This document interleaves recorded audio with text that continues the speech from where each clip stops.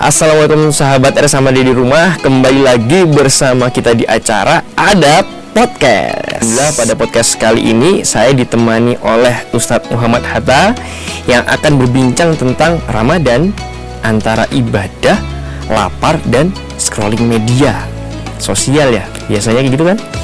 Nah, Ustadz, gimana Ustadz kabarnya hari ini Ustadz? Alhamdulillah dokter, alhamdulillah Ramadan membawa berkah dan rasanya lebih semangat, lebih seger. Lebih segar Ustadz ya? Seger.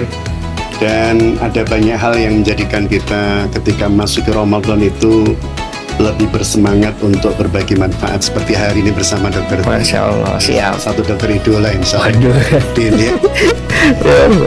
Terima kasih Ustadz sudah meluangkan waktunya untuk berbincang-bincang ini. Kalau kesibukannya apa Ustadz selama bulan Ramadan Ustadz? Selama Ramadan seperti biasa, aktivitas dakwah tetap, kemudian mendampingi beberapa lembaga untuk motivasi spiritual, Masya Allah. pengembangan servis excellent dan seterusnya. Masya Allah, siap. Berarti jadwalnya padat nih Ustadz ya? Alhamdulillah. Alhamdulillah rumah sakit kita dapat jadwal nih untuk menghadirkan Ustadz Muhammad Hatta di sini Ustadz. Ustadz, ini pertanyaan yang paling mendasar Ustadz. Sebenarnya itu apa sih yang menjadikan bulan Ramadan ini menjadi bulan yang sangat mulia Ustaz? Kan banyak bulan-bulan yang lain Ustaz. Benar sekali. Dalam satu tahun Allah Subhanahu Wa Taala menciptakan 12 bulan. Dan ada satu hal yang menarik, Dr. Tio dan sahabat RSMAD.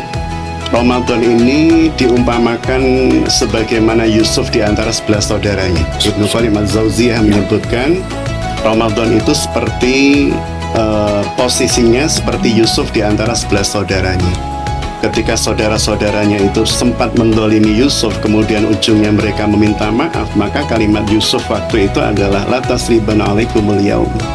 Jadi hari ini tidak ada keburukan kalian, semua saya maafkan dan semoga Allah mengampuni kalian. Hadirnya Ramadan itu menghapus 11 kesalahan kita di bulan yang lain, 11 bulan yang lain. 11 bulan yang lain. Ini tentu hal yang sangat luar biasa. Artinya Ramadan yang pertama istimewa bersebab dia dihadirkan oleh Allah untuk membersihkan 11 bulan kita yang kemarin. Kemudian yang kedua, dalam 6.236 ayat Al-Quran itu hanya satu yang men-spill kata Ramadan. Dan itu hanya ada di surah Al-Baqarah 185. Dan uniknya, kata Ramadan itu tidak disampingkan atau tidak disandingkan dengan puasa, dokter. Justru disandingkan dengan Al-Quran. Jadi syahrul Ramadan alladzi unzila fihil Quran hudalin nasi wa bayyinati minal huda wal furqan. Jadi Ramadan saya hadirkan kata Allah bersebab di dalamnya turun Al-Quran. Artinya Ramadan ini menjadi istimewa bersebab Al-Quran turun di dalamnya. Sehingga seandainya Al-Quran itu turun di Muharram, maka Muharramlah yang disebut Sayyidus Suhur, tuannya para bulan. Kalau Al-Quran itu turun di bulan Safar, maka Safarlah yang akan menjadi Sayyidus Suhur, tuannya para bulan.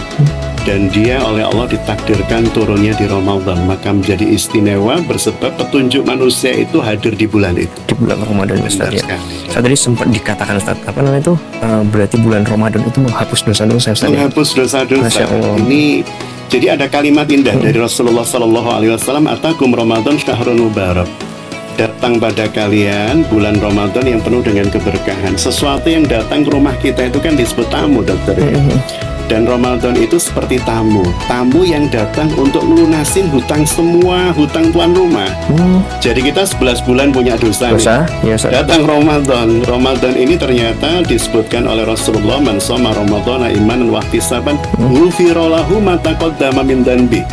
Dia akan menghapus dosa-dosa kita yang telah lalu. Ini kan keren banget nih. Tamu seperti ini pasti di Arab.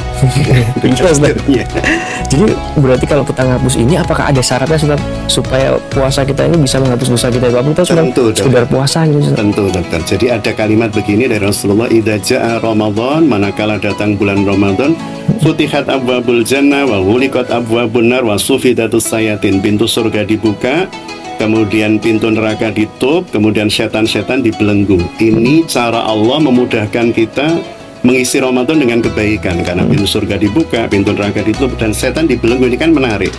Sehingga sejatinya Ramadan itu menampilkan seperti apa Muhammad Hatta, seperti apa Dr. Tio yang sebenarnya. Karena yang goda udah nggak ada. Oh, yang goda udah nggak ada. Nah itu sama adik. Yang goda nggak ada. Berarti kalau belok ke warteg siapa yang goda?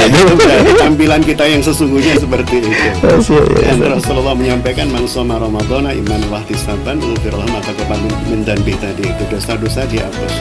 Cuman dosa dihapus untuk yang berpuasa seperti apa, yang menahan lidahnya, yang menahan tangannya dari hal yang tidak bermanfaat, yang menahan kakinya. Jadi mempuasakan bukan hanya pada kerongkongan dan lambung semata, tapi mata juga dipuasakan, kemudian lidah juga dipuasakan, telinga bahkan juga dipuasakan. Kalau dalam kalimat Rasulullah yang lain gitu ya, beliau menyampaikan salah satu tanda kebaikan keislaman seseorang adalah tarkuhu malayani, dia meninggalkan sesuatu yang tidak bermanfaat. Artinya ketika kemudian kita bicara tentang media sosial gitu ya, atau hari ini orang scroll di media sosial dan seterusnya itu ya, itu menjadi menarik kalau misalnya kelasnya, kalau kelas Dr. Tio ini kan pasti sahabat-sahabat atau teman-temannya orang-orang yang istimewa, orang-orang yang membawa nilai kebaikan, insya Allah. Sehingga ketika scroll itu kan pasti yang muncul juga informasi-informasi kebaikan. Tapi kalau kemudian saya berada di dalam komunitas medsos yang katakan 5.000 sahabat Dr. Tio atau sahabat saya, itu kemudian orang-orang yang nggak benar atau nggak baik pasti yang muncul di scroll juga. Nah itu Ustaz ya, soalnya udah seperti ini ya Ustaz, apa namanya itu bagaimana digitalisasi informasi, kemudian distraksi informasi, begitu luar biasa. Iya, apalagi sudah ada AI ini Ustaz. Waduh, ini semua bisa dibentuk Ustaz. Nah ini Ustaz, yang banyak kemarin awal puasa kemarin Ustaz, banyak yang ke UGD Ustaz, banyak yang ke UGD itu sakit lambung Ustaz, sakit lambung. Nah sebenarnya tuh kenapa sih Ustaz kita tuh harus puasa nahan lapar dari pagi sampai sore? Kenapa nggak bisa kita ganti dengan ibadah yang lain? Kita kan pertama kan udah sholat, kita udah bayar zakat, kenapa sih harus puasa Ustaz? Ini pertanyaan yang menarik ya dari seorang dokter ya. Jadi ketika kemudian kita berbicara tentang puasa, sejatinya kan saya yakin dokter dia jauh lebih paham dibanding saya. Kepentingan manusia itu atas puasa itu ya, bukan kepentingan yang sifatnya sunnah atau sekunder, tapi hal yang bersifat primer. Sebagaimana konsep autofagi yang ditemukan oleh seorang pemenang Nobel dari Jepang itu ya, Dr. Yoshinori siapa itu ya, yang beliau menyampaikan bahwa salah satu konsep kesehatan modern hari ini adalah dengan puasa. Bahkan ada banyak jenis puasa hari ini yang diterapkan di berbagai kalangan ya. Ada IF ya, intermittent fasting.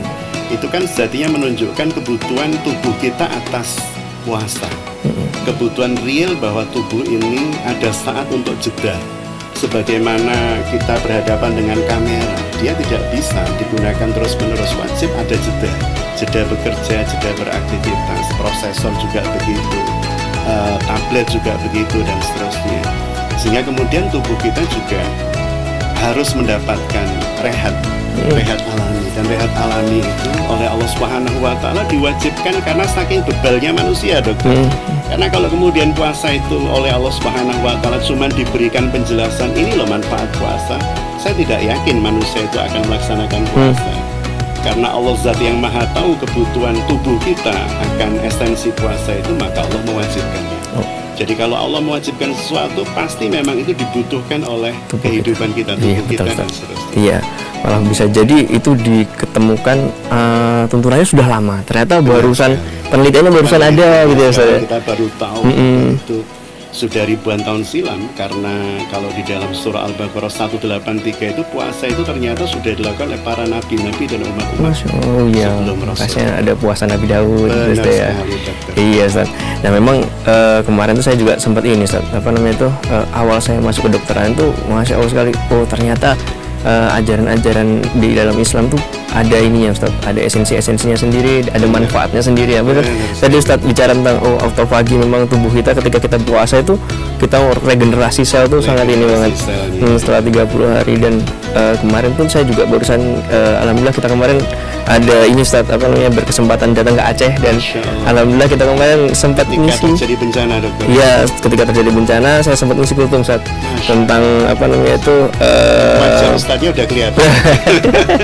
Terus alhamdulillah dapat kesempatan kita sharing tentang gimana sih apa namanya itu puasa itu untuk kesehatan kita gitu kan.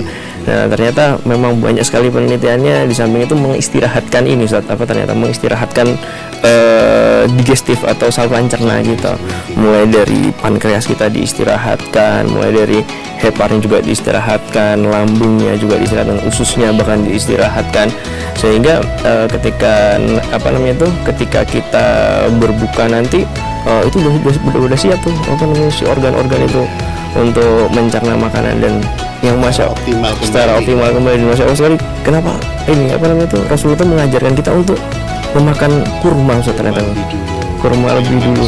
Ya, nah di sahur kita makan kurma sehingga ternyata kurma itu Ustaz, ketika kita baca lagi tuh mengandung monosakarida Ustaz. Monosakarida dan monosakarida itu Paling mudah untuk dicerna. paling mudah dicerna, benar Ustaz. Udah dicerna sehingga di siang hari kita bisa apa namanya itu mendapatkan energi yang cukup. Dari yang cukup, dan ketika buka puasa kita disarankan untuk makan kurma dulu sehingga insulin kita keluar. Ketika kita makan makanan berat, tubuh kita sudah siap untuk mencerna Dan saat makanan. yang sama dokter, kalau saya lihat kadang sebagian manusia ya itu puasanya kan seperti bendungan yang menahan laju ini ya, laju air besar, sehingga kemudian ini salah satu kesalahan dalam konsep puasa ya, masa modern. Jadi ketika kemudian puasa itu menahan diri untuk tidak makan dan minum, tapi sudah menyiapkan diri untuk makan dan minum secara sangat bebas nanti, itu kan. Oh iya betul. Ya. Nah itu sahabat RSMAD. Jadi Seperti bendungan. jangan sampai bendungannya itu terbuka ketika buka puasa ya Ustaz ya. Puasa. Akhirnya makannya banyak lagi. Nah akhirnya Iya. kayak jadi sehat ya Ustaz ya. Benar. Justru kemudian membahayakan sistem tubuh kita. Iya Ustaz, malah menjadi membahayakan sistem kerja tubuh kita yang harusnya puasa itu membuat diri kita menjadi sehat, ternyata malah kebalikannya. Nah itu perlu digarisbawahi sekali tuh, terutama untuk sahabat RSMAD di rumah yang punya apa namanya penyakit seperti sindroma metabolik. Sindroma metabolik itu apa aja? Seperti gula darah, penyakit kencing manis, penyakit hipertensi. Nah itu apa namanya kolesterol yang riwayatnya sering tinggi. Jangan sampai di bulan puasa ini ketika berbuka langsung sembarangan makan Ustaz. Nah, kira yang ya apalagi waktu buka bersama Ustaz, pasti kan es degan satu, es jeruk satu. Akhirnya lonjakan gula darah di awal juga tinggi. Dan sahabat RSMAD di rumah jangan lupa untuk selalu berkonsultasi kepada dokternya, dokter keluarganya sahabat RSMAD yang ada di rumah, untuk gimana sih cara meminum obat, terutama obat-obat yang dikonsumsi rutin dalam bulan Ramadan ini. Jadi yang biasanya diminum 3 kali, gimana cara meminumnya. Yang biasa diminum sekali, lebih baik di waktu buka atau di waktu sahur. Jangan lupa untuk selalu berkonsultasi kepada dokter-dokter pribadi sahabat RSMAD di rumah. Lanjut Ustaz, kalau apa namanya itu saat berpuasa ini Ustaz, sebenarnya kita tadi udah agak jauh nih membahasnya Ustaz. Apa namanya, ada nggak Ustaz tips dari Rasulullah? Kan tadi kita membicarakan puasa lapar gitu kan Ustaz. Ada nggak sih tips dari Rasulullah itu untuk kita apa namanya berpuasa supaya di siang hari itu kita tetap produktif Iya, Ustaz? ini menarik pertanyaan dari Dr. Tio ini ya.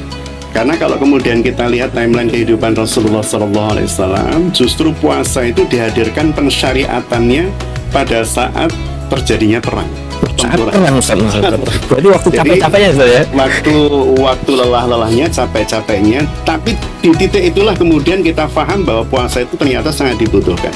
Jadi syariat puasa itu turunnya berturut-turut, diawali dengan pemindahan kiblat, kemudian setelah itu puasa, setelah itu wajibnya zakat, setelah itu diizinkan perang. Oh diizinkan Perang. Jadi turunnya bulan Sya'ban di tahun kedua Hijriah. Di bulan Ramadannya terjadi pertempuran yang paling menentukan eksistensi dakwah Rasulullah, bahkan Islam ya. Jadi namanya Perang Badar. Perang Badar. Bahkan di dalam Perang Badar itu ada satu doa Rasulullah yang menunjukkan ini adalah titik yang paling krusial untuk dakwah. Terus atau selesai sampai di sini. Jadi Rasulullah itu sempat memohon kepada Allah, Allahumma anjizli ma wa'atakum, ya Allah berikan kepada saya apa yang kau janjikan.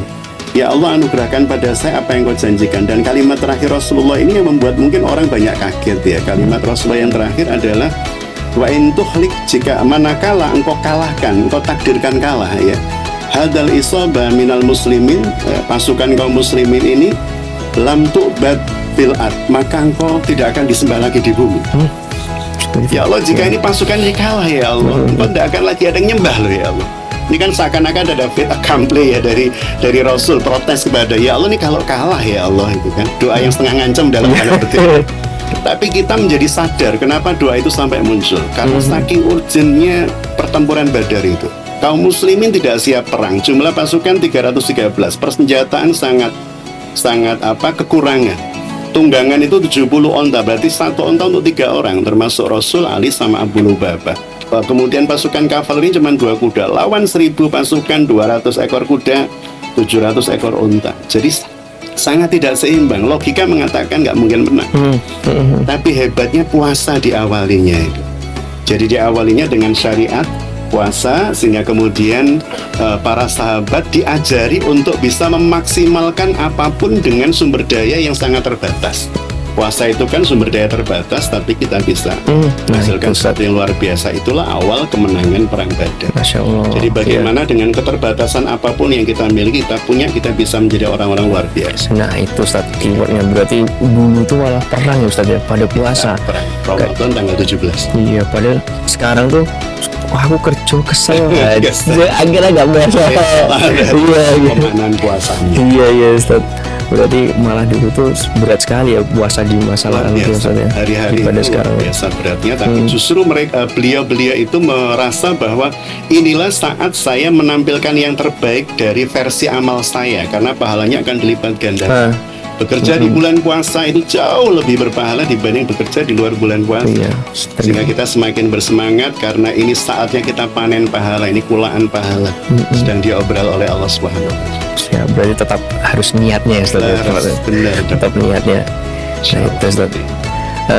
Berkaitan dengan media sosial Ustaz. Saya pun juga gitu Ustaz. Habis sholat zuhur itu pasti scroll bentar lah gitu kan. Nah, kalau bagaimana sih Ustaz pengaruh media sosial ini dalam kekhusyukan ibadah Ramadan? Iya, tadi saya sampaikan ya, kadang-kadang beberapa orang mengatakan bahwa ini disebut setan gepeng. Saya nggak sepakat gitu. Karena mau dia jadi setan atau malaikat itu kan bergantung kita. Masuk kemudian fungsinya seperti apa, kita berteman dengan orang-orang seperti apa, yang kita punya, WhatsApp grup yang kita punya, itu anggotanya siapa saja. Karena bagi orang-orang, bagi Dr. Tio misalnya, yang lingkungannya orang-orang baik, sahabatnya orang-orang baik dan seterusnya, saya yakin informasi yang banyak di handphone kita, kebaikan-kebaikan, hal yang bermanfaat, nasihat, mengingatkan kita dan seterusnya, maka itu bisa menjadi hal yang baik berinteraksi dengan gadget ini.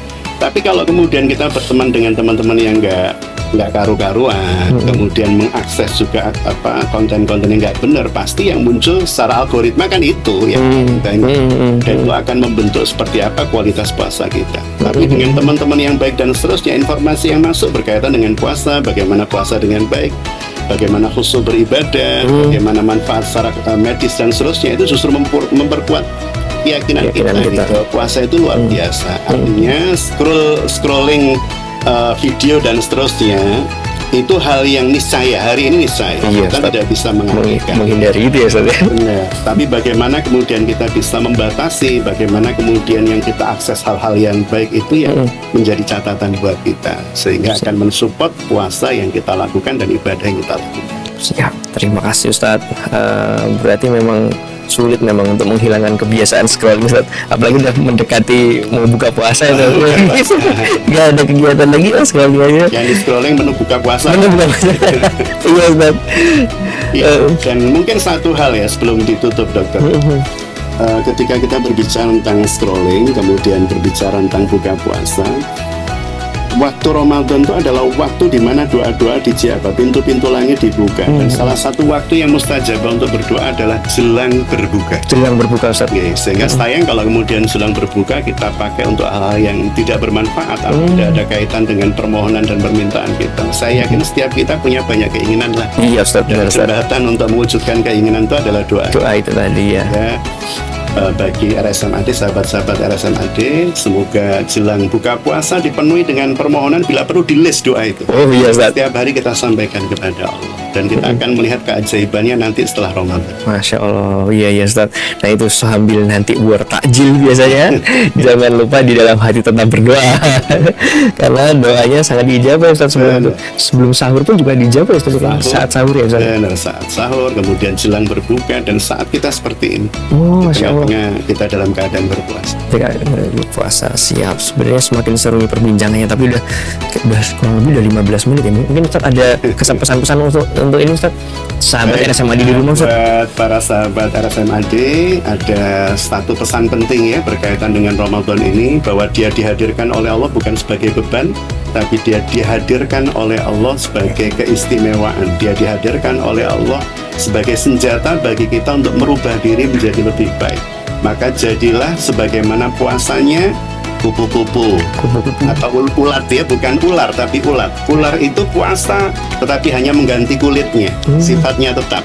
Tapi kalau ulat ketika dia bermetamorfosa itu ya, terjadi proses puasa, yang dihasilkan adalah kupu-kupu yang membuat orang senang, membuat orang merasa bermanfaat, membuat orang merasa ini hal yang luar biasa. Jadilah kupu-kupu Ramadan di ujungnya, jangan menjadi ular yang tetap ular di ujungnya. Seperti itu. Siap. Terima kasih Ustadz sudah meluangkan waktunya untuk berbagi bersama kami dan sahabat-sahabat RSMAD di rumah. Nah, jangan lupa nih, bagi sahabat RSMAD yang ingin tahu kegiatan keseruan kita di Rumah Sakit Muhammadiyah Ahmad Dahlan, bisa memfollow Instagram kami di @rsm_ahmaddahlan_ Kota Kediri, atau di TikTok kita @rsmad Kota Kediri. Karena di bulan Ramadan ini kita ada suatu agenda yang namanya itu bertemakan One Team One Heart. Nah, itu nanti banyak sekali kajian-kajian di situ menjelang Ramadan, dan kita insya Allah ada sahur on the road Ustaz. Jadi nanti ada tim kami yang keliling Kota Kediri nanti membagikan sahur on the road, dan mungkin ada sahabat RSMAD di rumah di sekeliling rumah sakit kami yang masjidnya kira-kira butuh penyegaran. Nah, kami siap untuk datang ke masjid-masjid yang ada di lingkungan sahabat RSMAD sekalian. Terima kasih atas perhatiannya sahabat RSMAD. Semoga kita semua diberi kemudahan dalam menjalankan ibadah puasa, jaga diri agar tetap sehat. Sampai jumpa di podcast selanjutnya. Wassalamualaikum warahmatullahi wabarakatuh. RSMAD Friendly Hospital.